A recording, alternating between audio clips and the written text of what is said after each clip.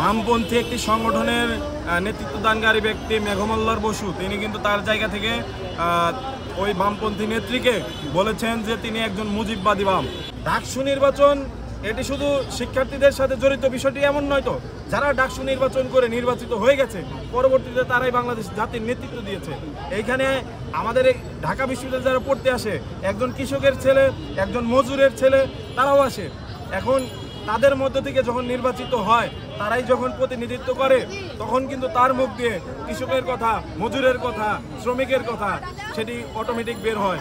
24-এর গণ অভ্যুত্থানে ঠিক এই কারণেই ছাত্র সমাজ কিন্তু নেতৃত্ব দিয়েছে। ডাকসু নির্বাচনের মাধ্যমে বাংলাদেশের গণতান্ত্রিক যে অগ্রযাত্রা সেটাকে বাধাগ্রস্ত করার চেষ্টা করেছে। সামনে ক্ষমতায় আসতে পারে এমন কোনো গোষ্ঠী আমরা দেখেছি, ফেসবুকে তারা উল্লাস প্রকাশ করেছে এবং আমরা দেখেছি এখানে সাধারণ শিক্ষার্থীদের যে মিছিল সেইখানে তারা অনুপস্থিত রয়েছে। অর্থাৎ তারা মূলত ডাকসু চায় না এবং তারা চায় আধিপত্যবাদের রাজনীতিকে কায়েম করার জন্য। 5 আগস্টের পরে প্রত্যেকটি হলে শিক্ষার্থীরা নিজ প্রয়োজনে শিক্ষার্থী প্রতিনিধি নির্বাচন করেছে যেন স্থিতিশীল থাকে এই বিশ্ববিদ্যালয়ের পরিস্থিতি।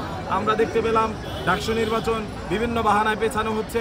তারিখ নির্ধারণের পরও আজকে আবার এই ঘটনা আমরা দেখতে পেলাম। কালকে রাতে জয় বাংলা স্লোগান দিয়ে ছাত্রলীগের সন্ত্রাসীরা নীলক্ষেত মোড়ে তারা মিছিল করেছে।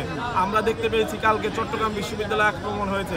আমরা দেখতে পেয়েছি কালকে একই দিনে রাজশাহী বিশ্ববিদ্যালয়ে আক্রমণ হয়েছে, বাংলাদেশ কৃষি বিশ্ববিদ্যালয়ে আক্রমণ হয়েছে। অর্থাৎ গণ অভ্যুত্থানের যে ঘাঁটিগুলো সেগুলোর উপরে পরিকল্পিত আক্রমণ করা হচ্ছে।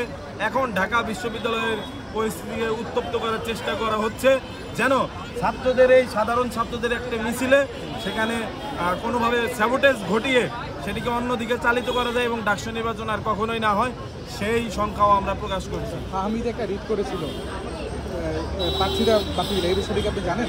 আমি জানি এখানে বামপন্থী একটি সংগঠনের নেতৃত্বদানকারী ব্যক্তি মেঘমল্লার বসু তিনি কিন্তু তার জায়গা থেকে ওই বামপন্থী নেত্রীকে বলেছেন যে তিনি একজন মুজিববাদী বাম। অর্থাৎ আওয়ামী লীগ এবং আওয়ামী লীগের ব্যাকআপে বিগত সময়ে যারা চলেছে তারাই কিন্তু এই ডাকসু নির্বাচন পেছানোর ক্ষেত্রে নেতৃত্ব দিচ্ছে। এখন ডাকসু নির্বাচন যদি পেছায় তাহলে বাংলাদেশের গণতান্ত্রিক অগ্রযাত্রা বাধাগ্রস্ত হবে।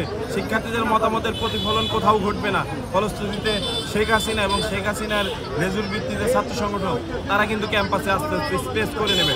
সেই জায়গাটি সৃষ্টি করে দিচ্ছে একটি গোষ্ঠী যাদের আসলে ক্যাম্পাসে সেভাবে হোল্ড নেই, ক্যাম্পাসের শিক্ষার্থীদের কাছে গ্রহণযোগ্যতা নেই। তারাই এই ডাকসু পেছানোর সাথে ওতপ্রোতভাবে জড়িত। এই ছাত্রলীগ, আওয়ামী লীগের ব্যাকআপে যারা জড়িত তাদের স্বার্থ এক জায়গায় এসে মিলেছে এবং তারা এক হয়ে গেছে। এবং আমরা আমাদের জায়গা থেকে স্পষ্ট করে বলে চাই, এরকম পরিস্থিতি যদি কেউ সৃষ্টি করে ঘুণাক্ষরেও কল্পনা করে, আমরা কিন্তু আমাদের জায়গা থেকে সর্বোচ্চ শক্তি নিয়োগ করে প্রতিহত করবো ইনশাআল্লাহ।